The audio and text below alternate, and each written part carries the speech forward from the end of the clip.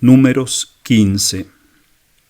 Yahvé habló a Moisés diciendo: Habla a los hijos de Israel y diles: Cuando hubiereis entrado en la tierra de vuestra morada que os voy a dar, y ofreciereis a Yahvé sacrificios ígneos, sea holocausto u otro sacrificio, en cumplimiento de un voto, o como ofrenda voluntaria, o en vuestras solemnidades, para presentar a Yahvé un perfume grato con el sacrificio de bueyes y ovejas. El que presentare su ofrenda ofrecerá a Yahvé como oblación 1/10 de efa de flor de harina, mezclada con 1/4 de hin de aceite. Como libación ofrecerás para cada cordero 1/4 de hin de vino, además del holocausto o del sacrificio. Para cada carnero ofrecerás como oblación 2/10 de flor de harina, mezclada con 1/3 de hin de aceite, y para la libación ofrecerás 1/3 de hin de vino, en olor grato a Yahvé. Cuando ofrecieres a Yahvé un novillo en holocausto o sacrificio, para cumplir un voto o como sacrificio pacífico, ofrecerás además del novillo como oblación 3/10 de flor de harina, mezcladas con medio hin de aceite, y como libación presentarás medio hin de vino. Es esta una ofrenda ígnea de olor grato a Yahvé. Así se hará con cada buey, con cada carnero, con cada cordero, con cada cabrito. Según el número de los sacrificios que vais a ofrecer, así haréis con cada uno. Toda persona de vuestro pueblo lo hará así, al ofrecer un sacrificio por el fuego en olor grato a Yahvé. Y cuando un extranjero residente entre vosotros, o cualquier otro que esté en medio de vosotros, ofreciere en el transcurso de las generaciones un sacrificio por el fuego en olor grato a Yahvé, lo hará del mismo modo que vosotros. Una misma será la ley para vosotros, los que sois del pueblo, y para el extranjero que morare entre vosotros. Ley perpetua será esta para vuestros descendientes. El extranjero tendrá ante Yahvé el mismo derecho que vosotros.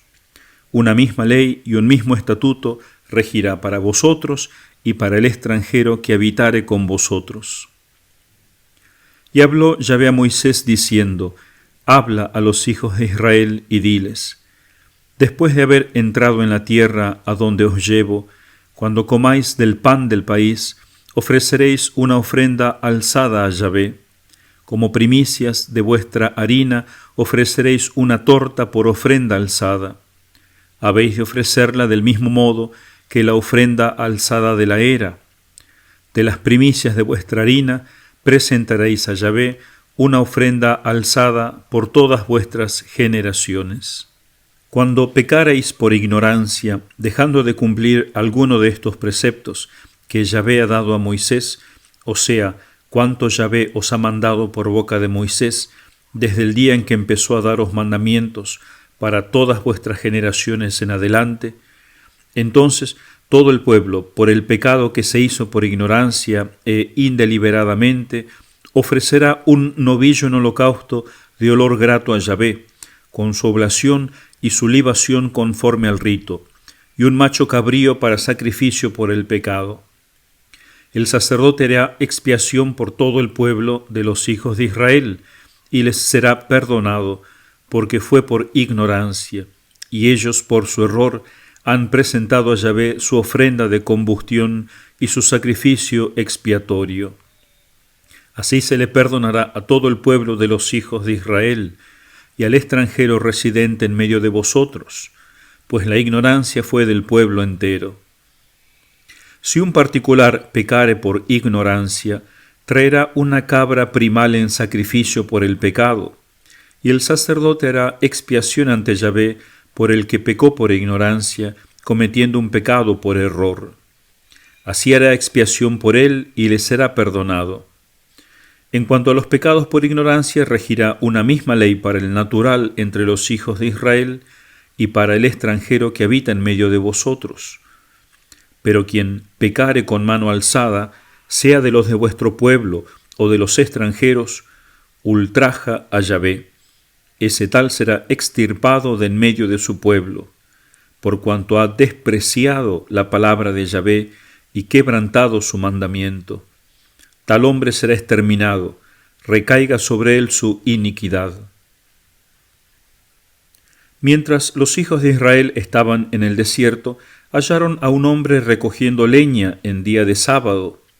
Los que le hallaron recogiendo leña le llevaron ante Moisés y Aarón y todo el pueblo, y lo encerraron porque no había sido determinado aún lo que se había de hacer con él. Entonces dijo Yahvé a Moisés: ese hombre muera irremisiblemente, todo el pueblo ha de matarlo a pedradas fuera del campamento.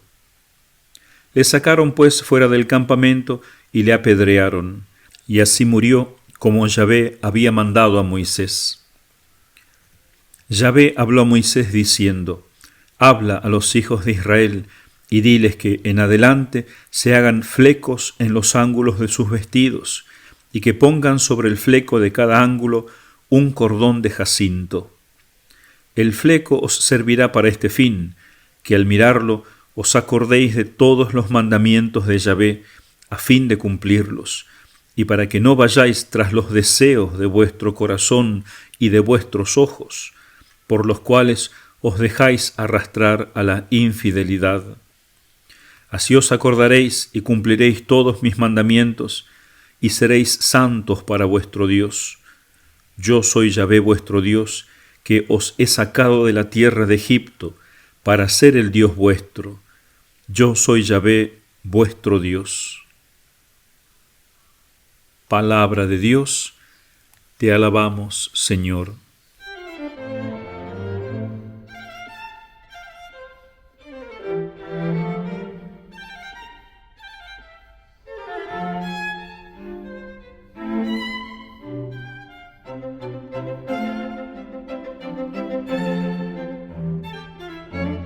Comentario. En el capítulo anterior habíamos escuchado la sedición del pueblo, el gran castigo de Dios a permanecer 40 años en el desierto. Y de repente viene este capítulo que nos habla de leyes rituales. Algunos exégetas apresurados dirán que se interpoló este capítulo por algún motivo o por descuido, etc. Pero como dice el padre Dolindo Ruotolo, cuando las palabras de Dios parecen más oscuras y casi sin sentido, es cuando esconden los misterios más bellos.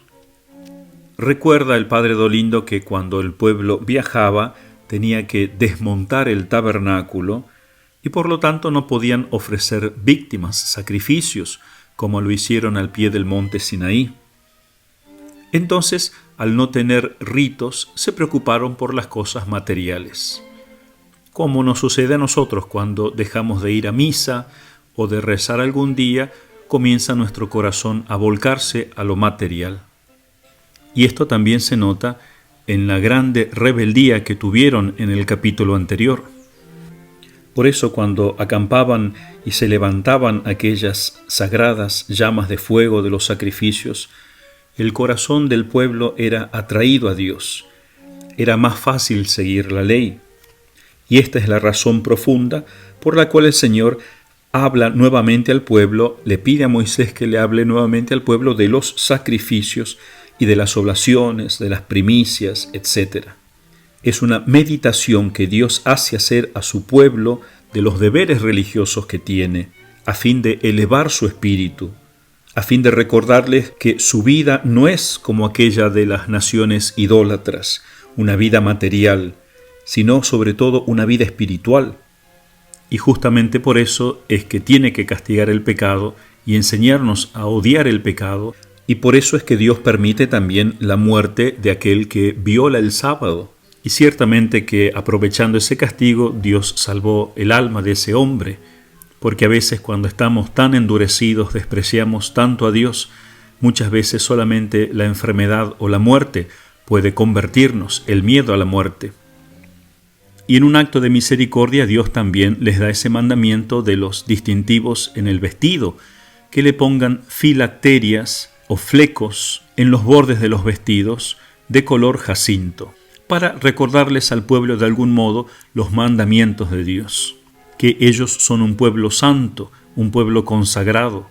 Se dice comúnmente que el hábito no hace al monje, y está bien dicho si se entiende que no basta con la apariencia para ser un verdadero religioso, pero el uniforme tiene una gran influencia en la formación del corazón humano. Un policía que lleva el uniforme tiene mayor autoridad y cumple más seriamente su oficio. Parece, dice el padre Dolindo, como que renunciara a su personalidad para cumplir su deber. El hombre apenas se pone el uniforme militar se siente como mudado, dominado de la disciplina. Dios, por lo tanto, que escruta el corazón del hombre, da a su pueblo militante para la conquista de la Tierra Santa un uniforme, para recordarle su misión y la ley santa bajo la cual debe vivir. Por eso la Iglesia le pide a los sacerdotes y a sus religiosos que vistan un hábito particular. Una cosa muy interesante que también nota el padre Dolindo es cómo Dios se concentra más bien que en los animales en las ofrendas que acompañan, que son la harina y el vino, que simbolizan la Eucaristía. Entonces, cuando Dios habla en este capítulo, está mirando al futuro, está mirando al altar de su iglesia, del perfume suavísimo que ascenderá desde el altar de las iglesias, de la Santa Misa, cuando el pan y el vino se transformen en el cuerpo y la sangre de su Hijo. Y por eso dice que esta ley de los sacrificios vale para todos, no solamente para los del pueblo de Dios, sino para los extranjeros incluso que viven entre ellos. O sea, la Eucaristía tendrá un carácter universal, porque en la cruz Dios ha muerto por todos los hombres. Y hoy nos toca hablar de San Pedro Crisólogo. No se vayan a confundir con San Juan Crisóstomo. Crisóstomo significa la boca de oro. Crisólogo, que es parecido, también viene del griego, significa palabras de oro o el orador de oro. Ya veremos por qué este santo es uno de los más famosos oradores de la Iglesia Católica, predicadores. Entonces conocemos este gran título de San Pedro, pero nos ha quedado poco que describa su vida verdaderamente. Él pertenece a la misma época del Papa San León Magno, del cual hemos hablado en el capítulo anterior, pero los libros de patrística poco dicen sobre San Pedro Crisólogo. De hecho, la biografía de San Pedro no fue escrita sino hasta 400 años después de su muerte. Las fechas generales que conocemos es que vivió desde el 406 hasta el 450 aproximadamente. Nació en Italia, en Imola, que está a 22 millas de Bolonia. Fue formado en su juventud por el obispo de esa ciudad, Cornelio. San Pedro, de hecho, dice de este santo obispo: fue un padre para mí, me engendró a través del Evangelio. Devoto él, devotamente me alimentó. Santo él, me entrenó en el servicio sagrado, y como obispo me llevó al sagrado altar y me consagró. Hay una famosa historia de cómo San Pedro se hizo obispo. Era todavía diácono al servicio del obispo cuando el obispo de otra ciudad más importante todavía, de Ravenna, que está al lado del mar, a unos 45 minutos manejando desde allí. Cuando el obispo de Ravenna murió, entonces la gente de allí con el clero eligieron un nuevo obispo y le pidieron al obispo de Imola que fuese al Papa Sixto III a pedir su aprobación. Entonces el obispo de Imola, Cornelio, se fue con su diácono, Pedro Crisólogo, y antes de llegar, la noche antes, el Papa Sixto III tuvo un sueño en el que vio a San Pedro y a San Apolinar, que fue discípulo de San Pedro por 7 años en Antioquía y fue el fundador de esa ciudad de Ravenna. Se le aparecieron estos dos santos y estaba Pedro Crisólogo en medio de ellos, a quien el Papa todavía no conocía. Y San Pedro le dijo al Papa: mira a este hombre a quien hemos escogido y está entre nosotros, conságralo a él y a ningún otro. Es así como San Pedro Crisólogo llegó a ser obispo de Ravenna. Ravenna era un lugar muy importante en esa época, era la sede del gobierno del emperador. Estamos en el siglo V y va a ser importante hasta el siglo VIII. Pedro gozó de la amistad del emperador Valentiniano y sobre todo de la madre de este, Gala Placidia, que era la que realmente mandaba porque su hijo era muy joven y con pocas dotes de gobierno. Gala Placidia era una mujer de mucha fe que, trabajando con San Pedro Crisólogo, embelleció los templos de Dios de Ravenna. De hecho, todavía hoy esta ciudad es muy rica en arte cristiano y conocida por sus mosaicos coloridos y brillantes. Ni siquiera Roma ofrece tantos ejemplos de arquitecturas de iglesia de esos siglos de oro. Incluso aquí en Ravenna el Dante pasó sus últimos años y compuso la mayor parte de su gran obra, la Divina Comedia, y allí fue primero Dante sepultado. Recientemente, en 1729, el Papa Benedicto XIII nombró doctor de la Iglesia a San Pedro Crisólogo. Como dijimos, apenas es mencionado en los libros de patrología o de historia de la Iglesia, y muchos estudiosos actualmente lo tienen a San Pedro Crisólogo en poca importancia. Pero hay otros que afirman que el Papa San León Magno, el gran defensor del Verbo encarnado, como vimos en el capítulo pasado, se apoyó San León Magno en San Pedro Crisólogo para formular esa conocida Carta Flaviano, que se usó en el Concilio de Calcedonia para las bases de la cristología.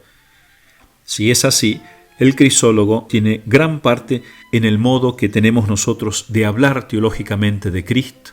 Y por eso la oración que se reza en su fiesta dice así: «Oh Dios, que hiciste a San Pedro Crisólogo obispo, insigne predicador del Verbo encarnado, concédenos meditar siempre este misterio de salvación y manifestarlo en nuestra vida». Insigne predicador del Verbo encarnado. Entonces esta es otra característica por la cual se lo ama tanto a San Pedro, es patrono de los predicadores, por lo bien que predicaba, por el gran orador que fue. Y aunque no se haya dedicado a desarrollar la teología como otros doctores anteriores, sin embargo a él le tocó presentar esta teología en términos claros. Porque la sabiduría, por un lado, es para meditarla, para contemplarla, para felicidad del hombre, pero también otro fin de la sabiduría, de la verdad, es llevarla a los hombres, predicarla y llevarla bien, predicarla con claridad, con firmeza, con convicción y con la vida. Y en esto se destacó San Pedro, en este segundo fin, en saberla llevar al pueblo.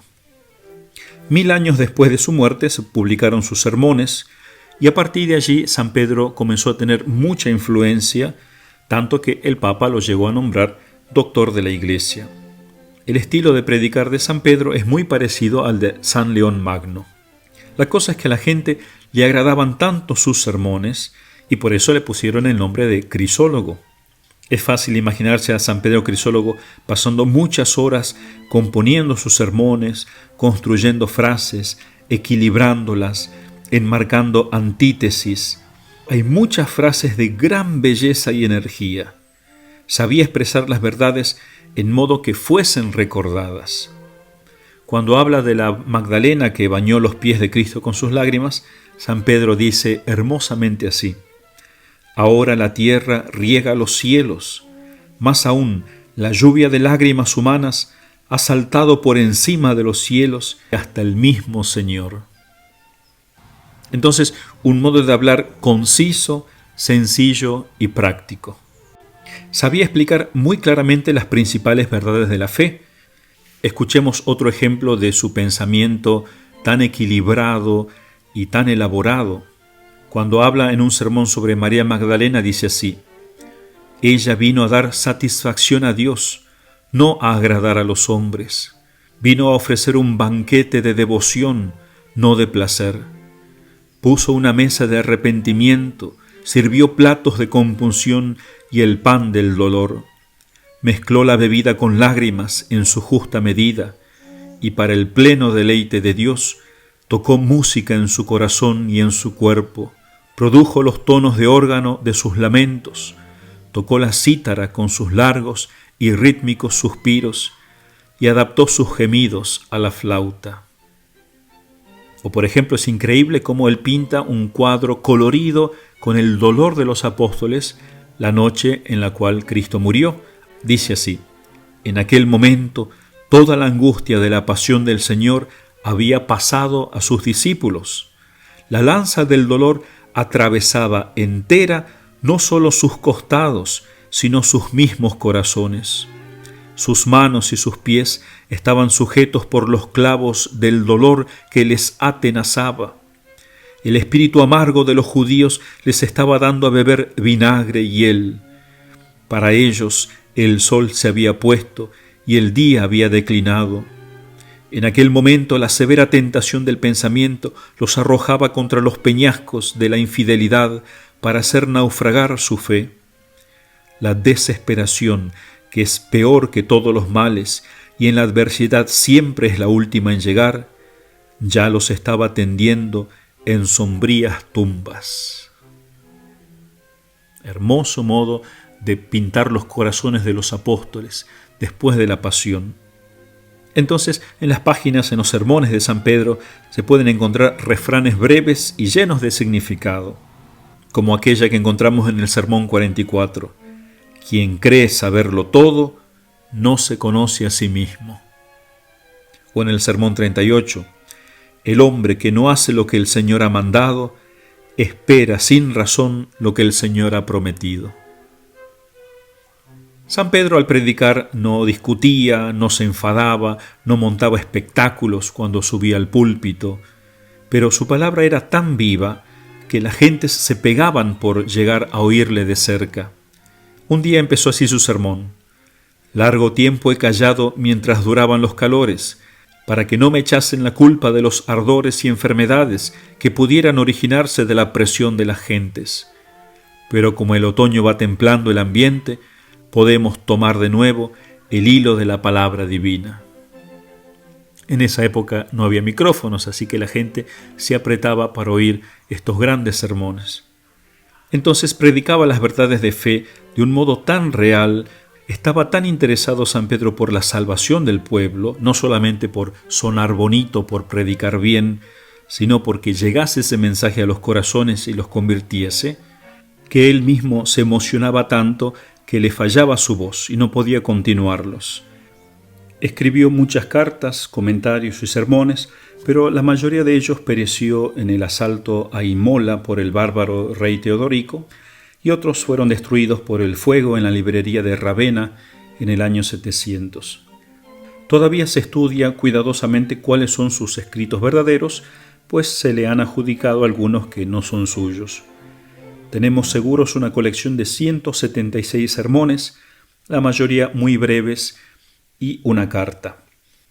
Habló con mucha claridad sobre la Encarnación, la Santísima Virgen, San José y el cuerpo místico de Cristo.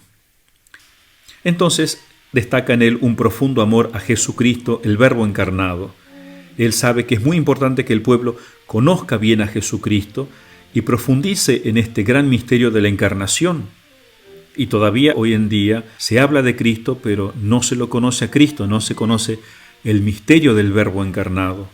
Se lo piensa como un hombre muy santo, pero es hombre y Dios a la vez.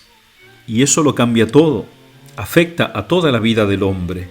Por eso este doctor nos hace redescubrir esta verdad y nos enseña que lo que no ha sido asumido no ha sido redimido. Lo que Cristo no tomó en sí, no lo redimió. Por eso nuestros vicios modernos, las cosas que le queremos imponer a la sociedad, que yo me siento feliz con este modo de vivir, si Cristo no lo asumió, no está sanado, es porque es pecaminoso, es destructivo. Además, afirmar que Cristo es Dios y hombre verdadero es mostrar la belleza del amor de Dios que, haciéndose carne, busca al hombre para hablar con él cara a cara. Entonces todos tenemos que meditar siempre en este misterio de la encarnación. Entonces no solo fue un gran predicador, sino que era amado por su pueblo porque tenía un verdadero corazón de pastor. Buscaba ser maestro en la vida espiritual y moral del pueblo.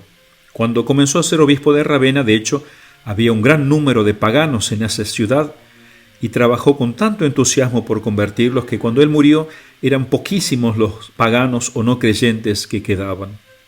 Incluso antes de morir, cuenta su biógrafo, su primer biógrafo, que fue a la iglesia de San Casiano en Imola y le pidió a Dios un sucesor digno. Dijo esta oración: Envíale, Señor, un verdadero pastor que reúna a las ovejas, no conduciéndolas cruelmente a la ruina común, sino llamándolas al redil de la iglesia.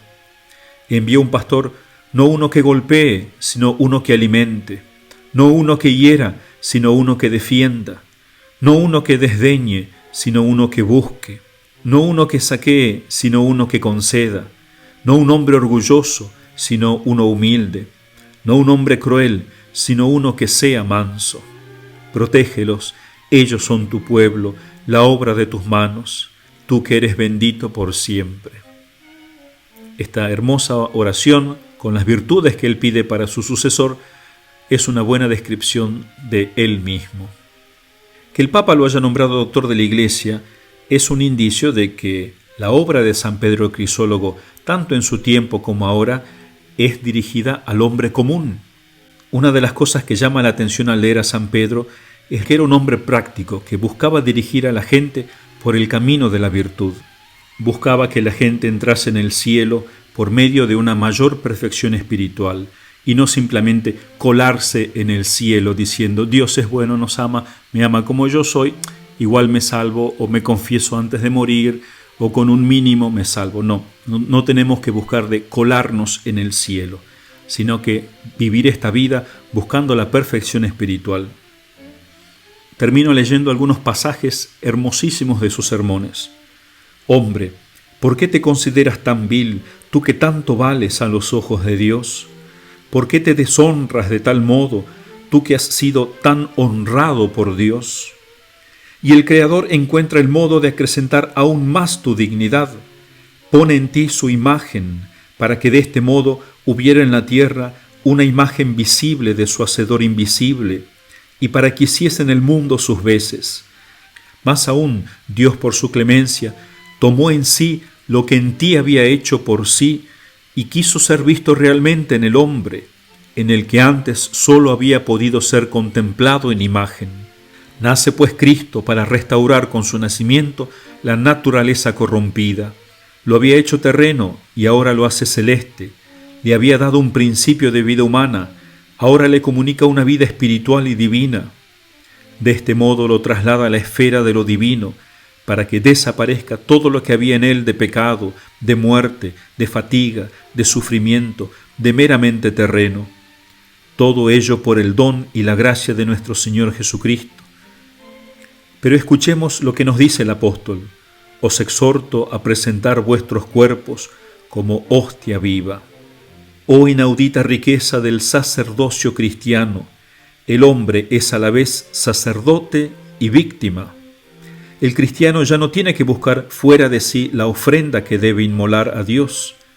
Lleva consigo y en sí mismo lo que va a sacrificar a Dios. Hombre, procura pues ser tú mismo el sacrificio y el sacerdote de Dios. No desprecies lo que el poder de Dios te ha dado y concedido. Revístete con la túnica de la santidad, que la castidad sea tu ceñidor, que Cristo sea el casco de tu cabeza, que la cruz defienda tu frente, que en tu pecho more el conocimiento de los misterios de Dios, que tu oración arda continuamente como perfume de incienso. Toma en tus manos la espada del Espíritu, haz de tu corazón un altar, y así, afianzado en Dios, presenta tu cuerpo al Señor como sacrificio. Si San Pedro viviera hoy, haría mucho bien porque su alma estaba centrada en Cristo y porque su mente ordenaba toda la verdad en relación con Cristo, el Verbo encarnado.